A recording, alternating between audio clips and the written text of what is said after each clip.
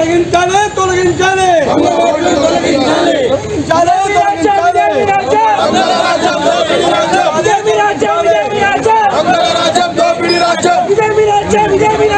లాగితే డొంకంట కదిలినట్టు రాష్ట్రం అంతా కదులుతా ఉంది.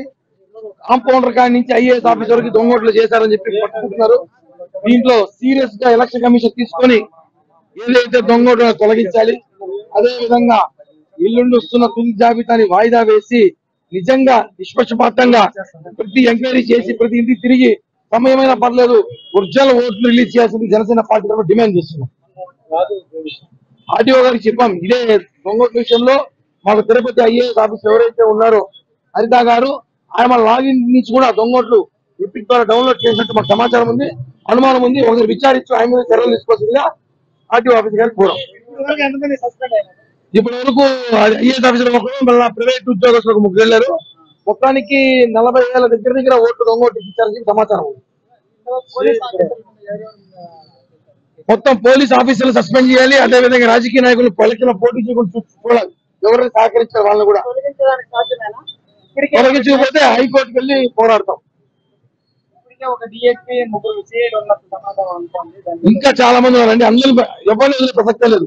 ఎందుకంటే ఇది ప్రజాస్వామ్యం, ఇష్టం వచ్చిన ఆడికి ఒప్పుకోం కదా, ఎవరు వదిలే ప్రసక్తే లేదు.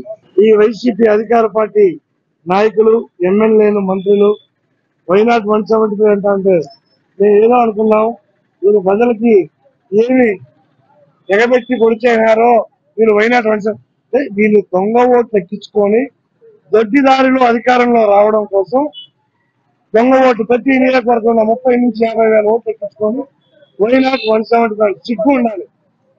ఏమున్నా ఎలక్షన్ అంటే ప్రజాక్షేత్రంలో నీతి నిజాయితీగా చేసుకోవాలి. ఇంకా దీన్ని ఎలా చెప్పాలో మీ భాషకే వదిలేస్తున్నాం. ఈ దొంగ ఓట్లకు సంబంధించి ఎవరు ఏ ఐఏఎస్ అధికారి లాగిన్ నుంచి చేశారో వాళ్ళందరిపైన కఠిన చర్యలు తీసుకోకపోతే జనసేన పార్టీ భారీ ఎత్తున పోరాటం చేస్తుంది. ఇప్పటికే ఒక ఐఏఎస్ అధికారిని సస్పెండ్ చేయడం జరిగింది. మేము ఆ రోజు ఎంపీ ఎలక్షన్ లో ఏ పోలీస్ అధికారులు వాళ్ళకి సహకరించారో వాళ్ళందరిపైన కఠిన చర్యలు తీసుకోవాలి. ఇప్పుడు ఎవరు లాగిన్ లో 30,000 పైగా ఓట్లు ఎక్కించారో ఆ ఐఏఎస్ అధికారి పైన కూడా కఠిన చర్యలు తీసుకోవాలని చెప్పి మేము వినతిపత్రం ఇవ్వడం జరిగింది. కఠిన చర్యలు తీసుకోకపోతే జనసేన పార్టీ తరఫున భారీ ఎత్తున పోరాటం చేస్తామని చెప్పి హెచ్చరిస్తున్నాం.